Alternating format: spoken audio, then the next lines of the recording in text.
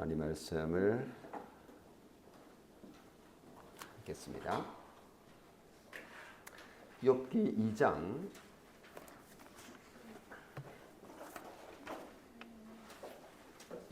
2장 11절에서 13절 말씀.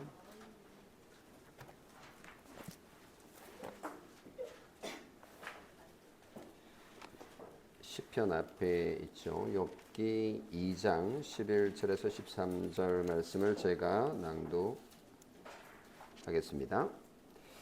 그때 욥의 친구 세 사람이 이 모든 재앙이 그에게 내렸다 함을 듣고 각각 자기 지역에서부터 이르렀으니 곧 대만 사람 엘리바스와 수아 사람 빌닷과 나아마 사람 소발이라. 그들이 욥을 위문하고 위로하려 하여 서로 약속하고 오더니 눈을 들어 멀리 보매 그가 욥인 줄 알기 어렵게 되었으므로 그들이 일제히 소리질러 울며 각각 자기의 겉옷을 찢고 하늘을 향하여 티끌을 날려 자기 머리에 뿌리고 밤낮 7일 동안 그와 함께 땅에 앉았으나 욥의 고통이 심함을 보므로 그에게 한마디도 말하는 자가 없었더라. 구약성경 앞쪽으로 가겠습니다. 민수기 6장. 민수기는 창세기, 출애굽기, 레위기, 민수기 네 번째 모세오경 네 번째 책입니다. 민수기 6장 24절에서 26절 말씀을 민수기 6장 24절에서 26절 우리가 잘 아는 말씀이죠. 여호와는 내게 복을 주시고 너를 지키시기를 원하며 여호와는 그의 얼굴을 내게 비추사 은혜 베푸시기를 원하며 여호와는 그 얼굴을 내게로 향하여 드사 평강 주시기를 원하노라 할지니라 하라. 네, 여기까지 읽었습니다. 한 달에 한 번 성품설교 첫 주에 하는데요. 공감설교 12번째입니다. 오늘 제목은 함께하고 몸으로 표현하기라는 제목인데요. 대한민국이 선진국 대열에 들어섰죠. 이제 생존을 위한 최소 수준의 절대 빈곤은 없어졌다라고 다들 알고 있습니다. 근데 소득 불균형은 여전히 있기 때문에 삶의 질이 높아졌음에도 불구하고 상대적으로 박탈감을 느끼는 사람들은 여전히 많아졌다, 많이 있다라고 봅니다. 이로 인해서 자살률도 증가하고 있는데 2023년 OECD 국가 중에 한국의 자살률이 인구 10만 명당 24명으로 평균 11명의 2배가 넘습니다. 뭐 예를 들면 튀르키예 같은 경우는 3명, 그리스는 4명, 멕시코 4명, 이주와 비교해도 턱없이 많은 그런 상황입니다. 이런 극단적 선택의 배경에는 경제적인 요인도 있겠지만 사실은 고립과 외로움이 중요한 원인이라고 이구동성으로 말하고 있는데 이런 현상의 가장 좋은 치료제는 공감이 아닐까라고 사회학자들, 우리 심리학자들이 얘기를 하고 있습니다. 한국 사회에 극단적 선택이 많다는 것은 그만큼 공감의 요소가 적고 또 작동이 되지 않고 있다라는 뜻이기도 한데요. 우리 사회가 고립과 외로움에 처한 사람들에게 이렇게 도움을 주지 못하고 있나라는 자괴감이 들기도 합니다.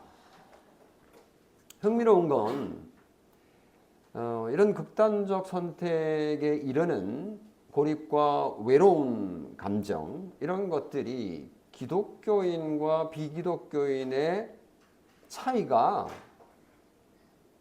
보이지 않는다는 사실입니다.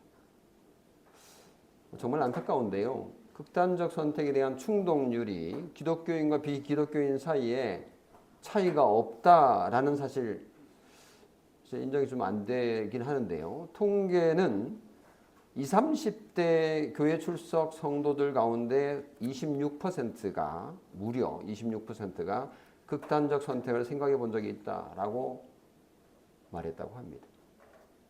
이 수치는 서울 거주 청년들 중에 그런 생각을 한 자가 27%라고 하는 통계가 있는데 거의 비슷하잖아요. 26%? 한 1% 정도의 차이밖에 보이지 않습니다. 그래서 이 고립과 외로움으로 인한 고통이 교회 안에도 심각하다라는 점을 보여주는 건데요. 사실은 교회 공동체야말로 그 어느 공동체보다도 더 많은 공감을 줄 수 있고 또 주기도 하는, 그리고 또 받을 수도 있는 그런 곳인데 결과가 이렇다면 정말 안타까운 상황이 아닐 수 없는 거죠. 교회 공동체에 있다는 그것의 유익이 뭐가 그렇게 많겠습니까? 교회 출석하려면, 예수 믿으려면 헌금도 많이 해야 되고, 시간도 많이 뺏기고, 기타 등등 그런 객관적인 것들이 있는데, 교회 공동체에 있음으로 인해서 얻어야 될 가장 큰 유익이 공감이고 그런 것일 텐데 그것을 누리지 못하고 있다는 현상은 정말 충격이 아닐 수 없습니다. 매주 말씀을 통해서 하나님의 공감을 공급받는 그리스도인들이 다른 이웃 성도들에게 그 받은 공감을 나누어 줄 수 있는, 그래서 형제자매와 나눌 수 있는 공동체인데 그것이 기능을 하지 못하고 있다는 사실은 정말 안타까운 사실입니다. 가정에 공감이 충만하면 가족이 행복해지고 교회에 공감이 넘치면 성도들이 행복할 수밖에 없지 않습니까? 누구보다도 공감을 가장 잘할 수 있는 우리 그리스도인들인데 우리가 그러지 못하고 있는 것은 아닌가 생각해 보게 합니다. 우리 그리스도인들은 그리스도인이 되는 순간 DNA가 바뀌어서 공감을 잘할 수 있는 거 절대로 아니죠. 그리스도인들은 그리스도로부터 넘치는 공감을 계속 받지 않는다면 우리도 별 수 없는 존재라는 것을 인정해야 될 텐데 지금도 하나님이 주시는 그 공감으로 인해서 삶이 행복하고 그리고 이런 행복을 공감을 나눌 수 있다면 참으로 좋겠다라는 생각이 듭니다. 이제 공감 설교는 한 번 더 지금 할 계획인데 우리가 12번에 걸쳐서 설교를 들었던 거 한번 기억해 보면 공감하시는 하나님이야말로 정말 우리를 공감하시는 분이다라는 거, 그리고 공감의 주체는, 그리고 공감의 태도는, 그리고 공감의 내용과 공감의 이유 이런 것들을 우리가 다루었고요. 그리고 공감의 방법, 침묵으로 공감하는 것, 오늘 읽었던 욥기 2장 본문을 오늘은 좀 다른 각도에서 접근하겠습니다만 그 친구들이 아무 말도 하지 않았던 그것을 가지고 한번 설교를 했었고요. 그리고 공감을 하게 될 때 걸림돌이 뭔지, 그리고 공감을 해서 우리가 얻게 되는 열매가 뭔지, 그리고 공감의 분량은 어떠하며, 그리고 공감은 인내로서, 그리고 공감할 때 민감해야 된다. 이런 주제들을 우리가 주로 다루었는데 오늘은 함께하는 것과 몸으로 표시하는 공감을 살펴보겠습니다. 첫 번째, 함께 있으라. 우리는 욥의 이야기를 너무 잘 알고 있습니다. 욥은 하나님으로부터 시험을 받았는데 어마어마한 재산이 한순간 사라졌죠. 자녀들이 모두 죽었습니다. 그것도 모자라서 욥에게 무시무시한 질병이 생겼죠. 세상에 가장 처참한 지경까지 내려가게 됐는데 욥은 재 가운데 앉아서 질그릇 조각을 가지고 자기 몸을 긁었다라고 표현을 하기까지 했으니 얼마나 욥이 비참한 지경에 이르렀는지를 알 수가 있습니다.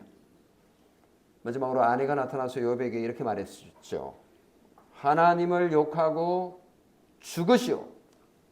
이렇게 말했습니다. 저주를 퍼부은 거죠. 하나님의 존재와 욥의 존재를 완전히 부정하는 그런 말을까지 듣게 되었는데 이 정도 되면 정말 극단적 선택이라도 해도 될 그런 상황이 아니겠습니까? 그런데 욥은 입술로 범죄하지 아니했다. 욥기 2장 10절에 그렇게 전하고 있습니다.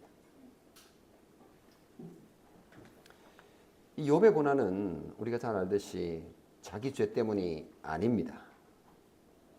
정말 이유 없이 까닭 없이 고난을 당했는데 우리야 욥기를 지금 읽으니까 하늘에서 무슨 일이 있었구나라는 걸 알지만 욥은 그거를 알 수가 없었습니다. 그것을 모르는 상황에서 지난한 고난의 행군을 걸어가야 했던 고난의 사람. 다행히 그에게 친구들이 있었습니다. 욥에게 친구들이 있었는데 친구가 뭡니까? 친구 좋다는 게 뭔가 이런 얘기 있지 않습니까? 좋을 때 함께 기뻐하는 거 그거야. 친구 아니어도 얼마든지 할 수 있는 거죠. 하지만 진정한 친구는 힘들 때 드러납니다. 참 친구는 어려움을 당할 때 함께 하죠. 떠나지 않고. 엘리바스와 빌닷과 소발이 욥의 참 친구였던 것 같아요. 이 친구들이 욥이 당한 재난 소식을 다 듣고는 서로 약속을 해서는 각각 자기 지역에서 출발해서 욥에게 1시간에 도착을 합니다. 욥을 위문하고 위로하기 위해서였습니다. 친구 정말 맞는 것 같아요. 어려울 때 방문한 이 세 친구 정말 욥의 진정한 친구였던 것 같습니다. 그들의 방문은 참 의미가 있는데 욥기 2장 12절 13절은 이렇게 말합니다. 눈을 들어 멀리 보매 그가 욥인 줄 알기 어렵게 되었으므로 이 말은 모르겠다라는 뜻이 아니라 욥을 알아보기도 힘들 정도로 지금 몰골이 말이 아니다 이런 말이죠. 그들이 일제히 소리질러 울며 각각 자기의 겉옷을 찢고 하늘을 향하여 티끌을 날려 자기 머리에 뿌리고 라는 표현을 합니다. 욥의 처참한 모습에 울음을 참을 수가 없었고 마치 장례식에나 있을 법한 울음소리가 터져 나옵니다. 자기들의 겉옷을 찢었다라는 표현은 고대 근동 지역의 그 관습을 보면 이 겉옷이 엄청 비싼 거예요. 이 겉옷은 그 공식적인 어디 세레모니에 활용되기도 하고 또 이거는 밤에 추울 때 덮고 잘 수도 있는 거고 그래서 되게 값비싼 옷이죠. 근데 그거를 다 찢었다 갈기갈기. 제가 이것을 벗고 양복을 다 갈기갈기 찢었다고 생각해 보세요. 저 무슨 일이 있는 거야? 이런 생각이 들 정도. 그러니까 그들의 슬픔이 정말 심각했다라는 걸 말해주는 거고요. 하늘에 티끌을 뿌리며 자기들 머리에도 뒤집어 씁니다. 그런다고 욥의 고난이 감해지겠습니까? 그런 것은 아니지만 욥의 고통에 동참하는 다른 방법이 없으니 그렇게 행동합니다. 자, 이 지점에서 잠시 한번 생각해 봅시다. 욥의 입장에서 욥은 무슨 생각을 하고 있었을까요? 친구들이 하는 행동을 물끄러미 쳐다봤겠죠? 아이고, 저 친구들 난리를 치고 있구만. 내 고통을 조금이라도 알기나 할까? 이렇게 생각했을 수도 있고요. 아니면 이렇게 생각했을 수도 있을 겁니다. 그래, 너희가 와서 그렇게 푸닥거리라도 하니까 내 마음이 좀 위로가 되긴 하네. 내가 얼마나 억울하게 고통을 당하고 있는지 하나님이 좀 아시려나? 이런 생각을 했을 수도 있습니다. 오늘 우리는 친구들이 고통 중에 있는 욥을 방문한 사실에 주목하려고 합니다. 친구들이 욥에게 찾아와 함께 있었던 것이 공감의 한 모습이라는 점을 보려고 하는데 13절을 읽어보면 밤낮 7일 동안 그와 함께 땅에 앉았으나 욥의 고통이 심함을 보므로 그에게 한마디도 말하는 자가 없었더라 라고 말합니다. 친구들은 아무 말도 하지 않았습니다. 예전 설교에서 조금 전에도 말했지만 침묵도 공감의 한 부분일 수 있다라는 것을 이 본문에서 말씀을 드렸었는데요. 욥의 고통이 너무나 심하기 때문에 무슨 말로 위로할 수 있겠습니까? 정말 친구들이 할 수 있는 것이라고는 아무것도 없었습니다. 물론 조금 후에 친구들이 아무 말 잔치를 벌이면서 이 말 저 말 막 이렇게 욥에게 조언도 하고 욥을 평가도 하기도 하고 자기들의 경험으로 자기들의 지혜로 욥에게 도움을 주겠다라고 아무 말 대잔치를 벌이는데 그게 이제 4장부터 무려 37장까지 진행되죠. 하지만 친구들의 그 지혜는 욥에게 전혀 도움이 되지 않습니다. 위로도 되지 않고 해결책도 되지 못합니다. 그래도 친구들이 잘하는 거 한 가지는 인정할 수 있을 것 같습니다. 그것은 이 모든 과정에서 친구들이 욥과 함께 있어 준 것, 함께 한 것, 이것이 욥의 고통에 공감하는 행위가 아니겠는가라는 점에 우리가 주목하려고 합니다. 그래서 공감의 첫 단계는 고난당한 자와 함께 있어주는 거. 뭐 말하지 않아도 좋습니다. 지식이 대단하지 않아도 좋습니다. 질문하지 않아도 좋습니다. 답을 주지 않아도 좋습니다. 그저 고통받는 이의 곁에 함께 앉아 있는 것. 공감의 시작입니다. 고난 중에 있는 사람에게 위로는 함께하며 네가 이렇게 아픈 거 안다라는 존재의 지지를 보여주는 것과 관련이 있는 것입니다. 내가 기도하겠다라는 말도 큰 위로가 되겠지만 그 말보다 더 깊은 위로가 있는데 그것은 말 대신 그 자리를 떠나지 않고 함께 있어 주는 것입니다. 인간의 고통 중에 수많은 위로의 말들이 있겠지만 결국 말만으로는 위로가 완성이 되지 않습니다. 곁에 있어 주는 것, 존재 자체가 주는 위로가 만만치 않은 거죠. 이것이 공감의 깊은 형태일 것이라고 생각합니다.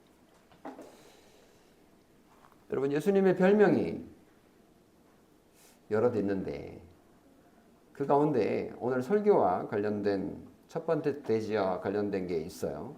그게 뭔지 아세요? 예수님의 별명. 예수님의 별명 가운데 임마누엘이라는 별명이 있습니다. 그 뜻이 무엇인지 아시죠? 네, 하나님이 우리와 함께 계시다라는 뜻입니다. 이건 이사야 7장 14절에 나오는 말씀인데 마태복음 1장 23절에 천사가 인용을 한 것이죠. 보라, 처녀가 잉태하여 아들을 낳을 것이요 그의 이름은 임마누엘이라 하리라. 처녀가 잉태하여 아들을 낳았다고 했는데 누구예요? 예수님이죠. 그의 이름은 임마누엘이라 하리라 하셨으니 이를 번역한즉 하나님이 우리와 함께 계시다 함이라. 이렇게 전하고 있습니다. 정말 하나님은 구약부터 신약 시대까지 멀리 계신 분이 아니라 우리와 함께 가까이 계신 분이다라고 지속적으로 말씀하고 계시는 것을 우리는 성경을 읽으면서 확인할 수 있습니다. 물론 지금도 하나님은 멀리 계신 분이 아니라 저 멀리 하늘에 계신 분이 아니라 우주 저기 한쪽 구석에 계신 분이 아니라 우리 가까이 함께 계신 분이라는 것을 굳게 믿습니다. 그래서 임마누엘의 하나님은 고난과 슬픔 속에 있는 우리에게 정말 큰 위로가 되는 거죠.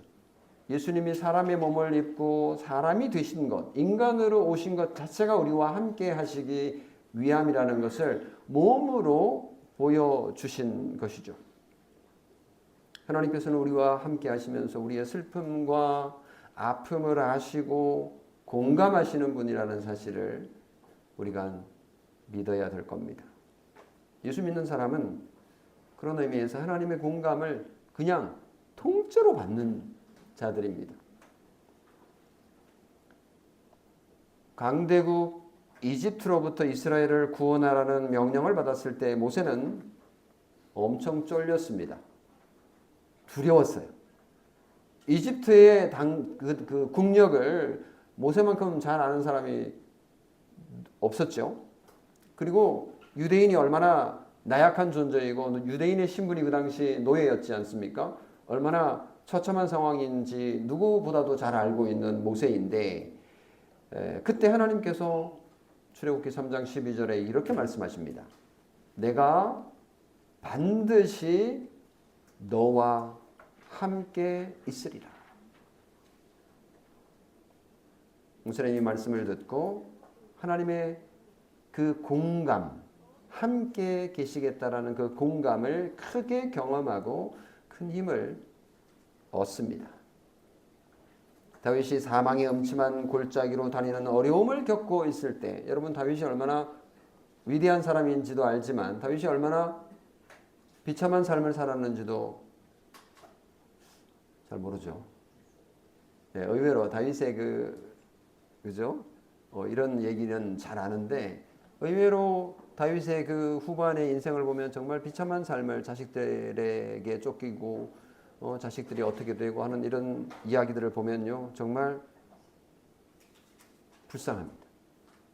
그 정도로 엄침한 골짜기로 사망의 엄침한 골짜기로 다니는 것을 수없이 경험을 했는데 그때 하나님의 공감을 믿음으로 경험을 하게 되는데 시편 23편 4절은 그 대표적인 예이지 않습니까?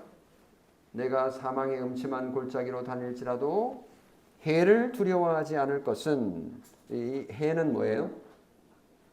태양이 아니라 상해하는 거죠. 우리를 괴롭히는 거 이런 것들을 두려워하지 않을 것은 주께서 나와 어떻게 해요?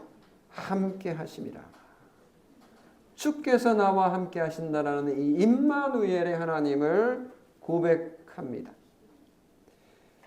예수님이 제자들에게 임마누엘의 하나님으로서 이런 약속을 했던 거 우리 너무나 잘 알잖아요. 마태복음 28장 20절에 볼지어다 내가 세상 끝날까지 너희와 항상 어떻게 해요? 함께 있으리라. 우리는 이렇게 하나님의 함께 하시는 공감을 누리고 사는 자들입니다. 이런 복을 약속을 받았고 우리는 그걸 믿음으로 누리고 있는 자들입니다. 예수님이 우리와 함께하니 힘을 날마다 얻습니다. 이처럼 우리 그리스도인들은 형제 자매의 아픔과 슬픔에 함께하며 공감을 줄 수 있습니다. 하나님의 공감을 받아서 고통받는 이웃의 곁에 함께 있어 주는 것, 이것이 공감의 시작입니다.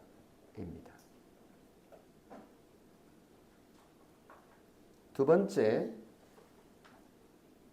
몸의 표현으로를 살펴보도록 하겠습니다. 함께 있으면 말은 하지 않지만 함께 있으면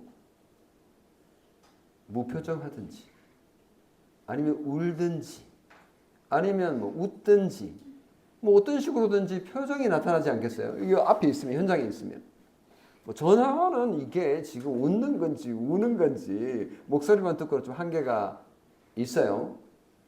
그리고 줌도 이게 한계가 있어요. 가짜로 이렇게 인물을 띄워놓을 수도 있고 또 실제로도 이게 화면이 작아가지고 잘 보이지도 않고요. 근데 사람이 함께 있으면 이게 느껴지잖아요. 저 사람이 나를 싫어하는지 저 사람이 나를 좋아하는지. 그래서 몸으로 표현이 되게 되어 있다. 몸으로 표현을 하게 되어 있다. 그래서 우리는 이제 함께하면서 몸으로 공감을 표현하는 것을 배우려고 하는데, 이 부분을 제가 그 아론의 축복이라고 알려진 민수기 6장 24절 26절에서 발견을 해 봅니다. 하나님께서 우리에게 몸으로 그 공감을 표시하시는 장면이 아닌가라는 건데요. 제가 복의 선포 가운데 이거 자주 하지 않습니까? 여호와는 내게 복을 주시고 너를 지키시기를 원하며, 뭐 여기까지는 좋아요. 근데 여호와는 그의 얼굴을 내게 비추사 은혜 베푸시기를 원하며, 그의 얼굴을 내게 비춘다라고 얘기를 하시는 거예요. 그리고 여호와는 그 얼굴을 내게로 향하여 드사 평강 주시기를 원한다. 이거 번역하는데 똑같은 단어를 한 곳에는 소유격을 붙이고 한 곳에는 소유격을 안 붙여가지고 좀 고약하게 됐습니다만은 암기하는 데는 좀 나아요. 그의 얼굴 이렇게 했다가 뒤에는 그 얼굴 했다가 번역하는 사람이 참 무슨 뜻으로 이렇게 했는지는 다 제가 알 길이 없지만 암송하는 데는 구분이 되니까 좋아요. 그의 얼굴을 내게 비추사, 그의 얼굴을 내게로 향하여 드사, 비추사, 드사, 이런 표현들이 나오게 되는데요.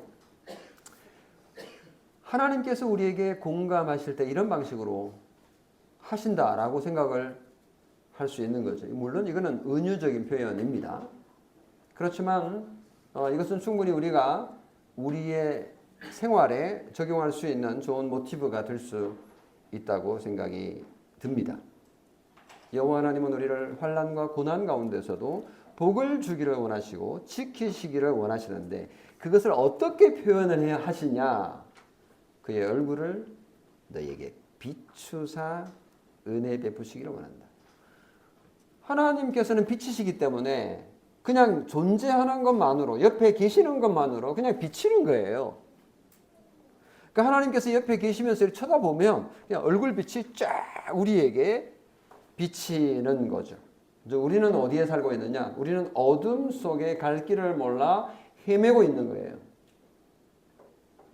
캄캄한 어둠 속에서 어디로 가야 될지 모르는데, 여호와께서, 하나님께서 얼굴빛을 비춰가지고 우리에게 내가 옆에 있어, 걱정하지 마, 두려워하지 마 라고 위로하시는 거죠.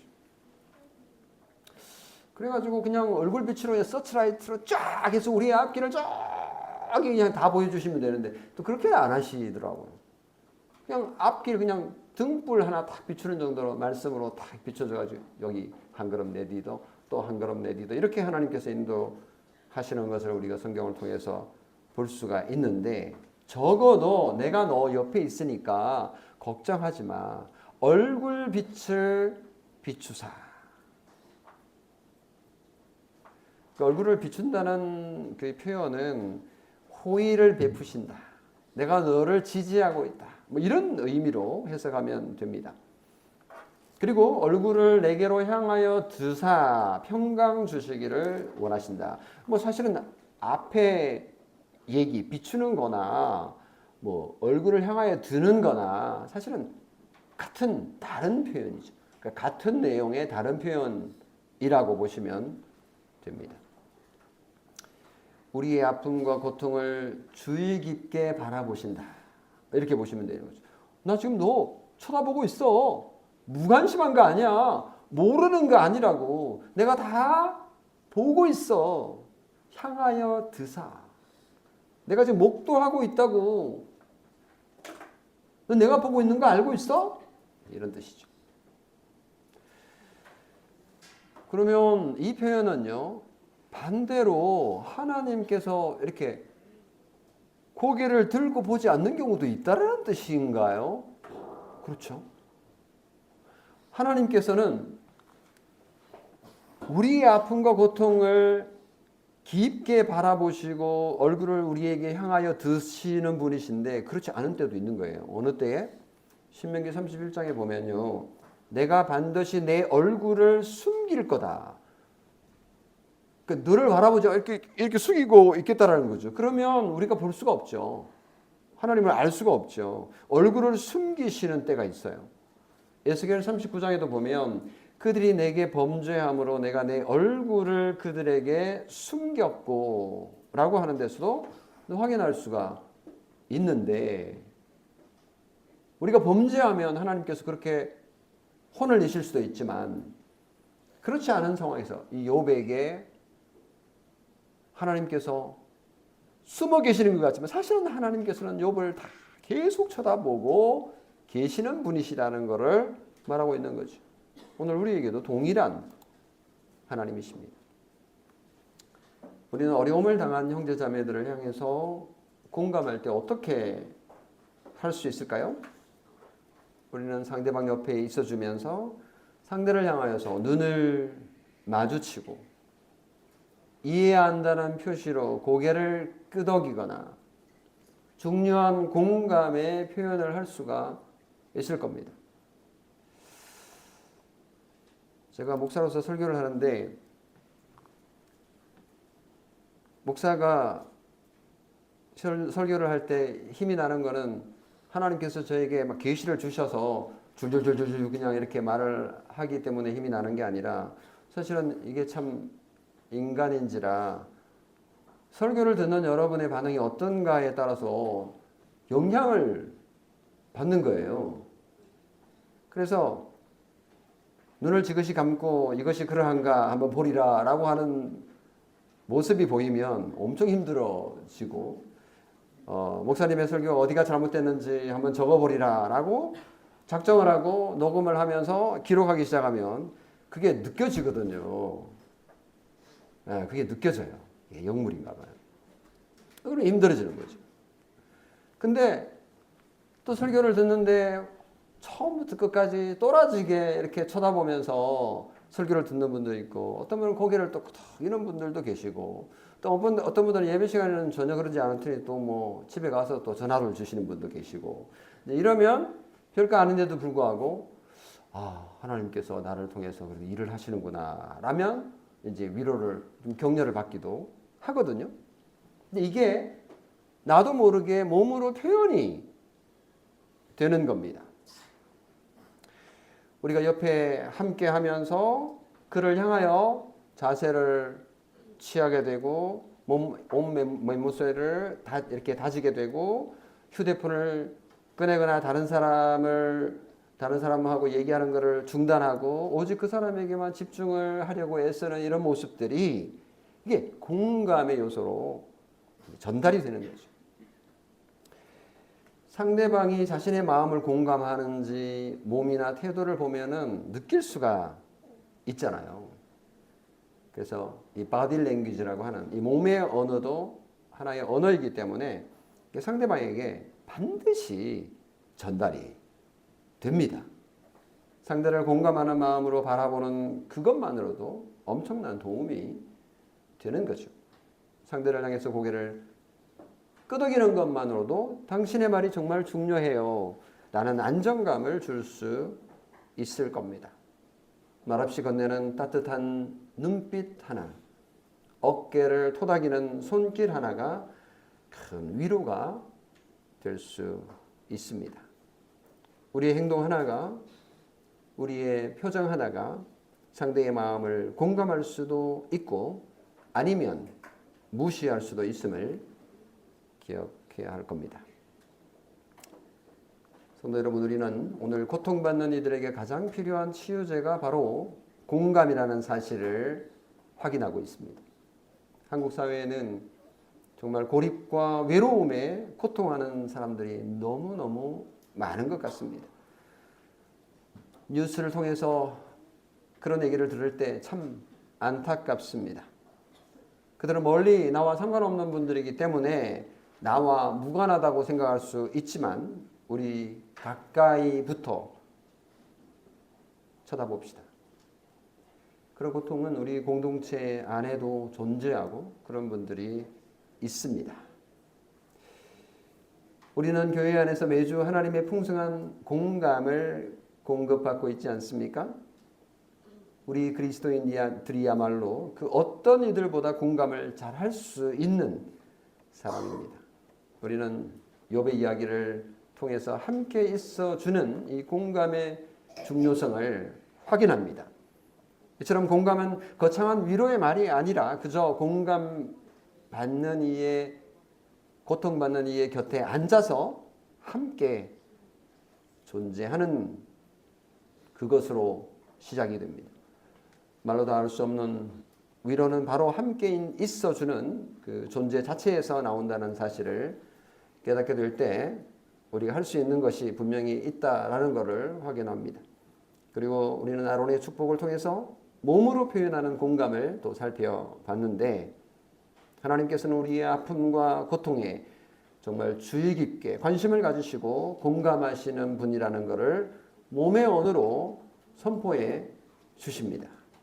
우리 역시 고통받는 형제자매들을 향해서 눈을 마주치고 고개를 끄덕이며 휴대폰을 끄고 집중하는 등 온몸으로 공감의 마음을 표현해야 합니다.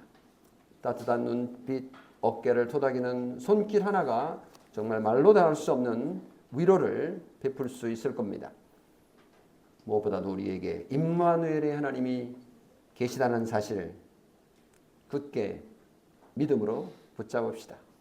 하나님이 우리와 함께 계시다는 이 임마누엘이야말로 우리의 슬픔과 우리의 아픔을 다 이겨낼 수 있는 힘입니다. 이처럼 우리 그리스도인들은 놀라운 하나님의 공감을 받을 뿐만 아니라 이 공감으로 인해서 힘을 얻고 흘려보낼 수 있는 자들임을 믿고 감사합시다. 이제 놀라운 하나님의 공감을 받아서 우리도 고통받는 이웃의 곁에 함께 있어주고 또 온몸으로 공감을 실천하는 삶을 살아가기를 간절히 소망해 봅니다.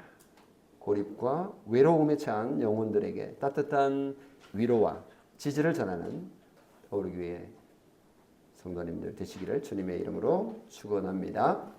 아멘. 기도하겠습니다. 참 좋으신 하나님 아버지, 오늘 우리에게 하나님의 공감을 확인합니다. 우리와 함께 영원히 하시겠다고 말씀하신 임마누엘의 하나님을 믿습니다. 하나님, 우리 가운데 외로움과 고통 가운데 있는 자들을 우리가 함께하며 또 우리의 몸으로 표현함으로 우리의 삶을 더 풍성하게 만들 수 있기를 소원합니다. 그러려면 우리에게 풍성한 하나님의 그 약속을 믿음으로 받아들이고 먼저 우리가 누려야 된다는 것을 압니다. 하나님, 우리에게 믿음을 더하여 주시고 하나님께서 우리를 통해서 흘려보내기를 원하시는 그 놀라운 공감을 우리를 통해서 마음껏 행하시기를 바라옵고 우리 주 예수 그리스도의 이름으로 기도합니다. 아멘.